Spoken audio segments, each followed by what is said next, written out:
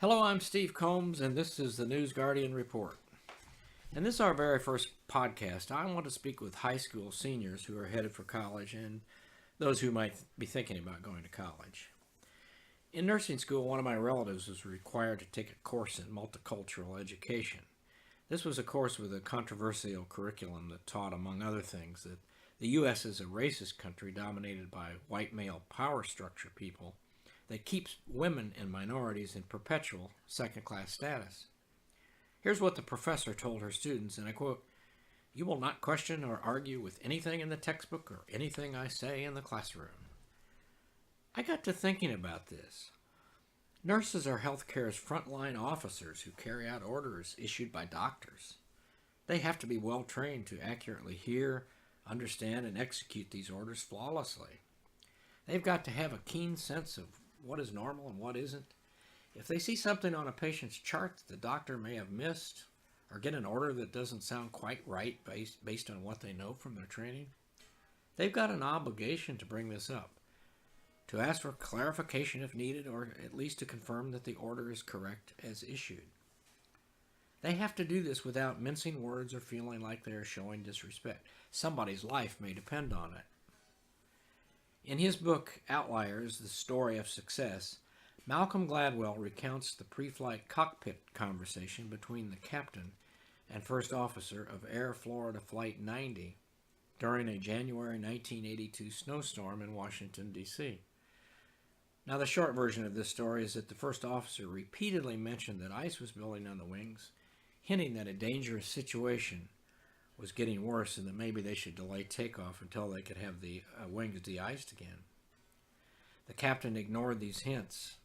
The plane took off, and a few seconds later, under the crushing weight of ice on the wings, the plane slammed into the 14th Street Bridge over the Potomac River. 78 people died, including both pilots. From this and other air disasters, airlines changed how communications are conducted aboard aircraft. The urgent need was to ensure that anyone who observes a dangerous situation may speak up forcefully without fear of retribution. At almost airlines today, every crew member from captain to flight attendants is on a first-name basis. A first officer can even overrule the pilot in command if he sees certain life-threatening situations. This was a cultural tsunami. For the airline captain, like a ship's captain, like the doctor, is God, not to be challenged or questioned. Helping students how to learn how to ask questions and challenge assumptions of both their professors and fellow students is one of the Academy's most important jobs. This is where college differs from most public high school, where a good student is a compliant student, one who sits quietly and absorbs claims without questioning them, one who accepts as gospel whatever the teacher dishes out. A student who disagrees is disagreeable. So go along, get along. When teachers tell their students what to think, as in the multicultural course I mentioned in my opening, education really doesn't exist. Now, of course, it's necessary to acquire a body of knowledge, that is, facts. But a student must learn how to conduct scholarly research, learn how to weigh evidence, make inferences, and draw conclusions. It starts with the ability to tell the difference between fact and opinion, between legitimate research and internet nonsense.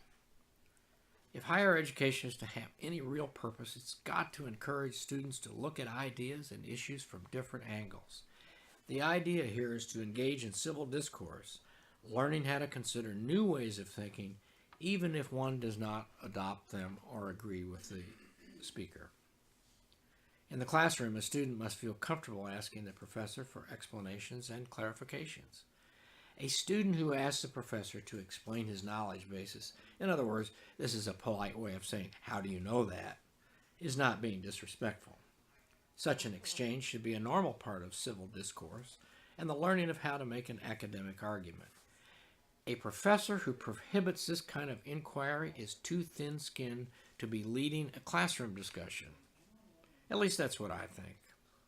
As a freshman composition instructor, I often write questions like these in the margins of student papers. What is your knowledge basis for this statement? In other words, how do you know this? Can you elaborate on this statement and support it with evidence? Can you clarify the statement? What are the implications of this point you make?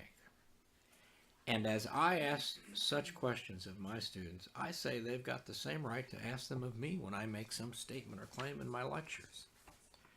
The point here is that college is a journey in which the student searches for truth wherever that truth may lead. As such, it is not unusual, at least this is my experience as a writer, to change a paper's argument or a thesis statement well into the research and even well into the writing. The writer begins with a research question and looks for the true answer, not just to reinforce some rigidly held, preconceived opinion. I once began a graduate paper with a thesis about the Florida Everglades that morphed into the opposite argument after additional research revealed that my premise had been wrong. I had got into a debate with myself and lost. As you go through college, I encourage you to treat the experience as a process of replacing the lower order thinking of rote memorization and blind acceptance of whatever you are told with higher order thinking. Your professors are authorities in their academic fields, and they have a lot of knowledge, a lot of understanding, a lot of wisdom to share with you. But their job is to challenge, not indoctrinate. Merely accepting someone else's opinion without conducting your own independent inquiry is not to engage in higher order thinking. So be skeptical, especially when you hear some claim that conflicts with what you already know to be true. The world needs your higher order thinking and that of countless others like you. I conclude by quoting the late Richard Paul, a pioneer in the critical thinking movement. He explained once the need to recognize that, quote, both developed and underdeveloped nations face complex problems that cannot be solved except with significant intellectual growth on the part of large masses of people, end quote. You can be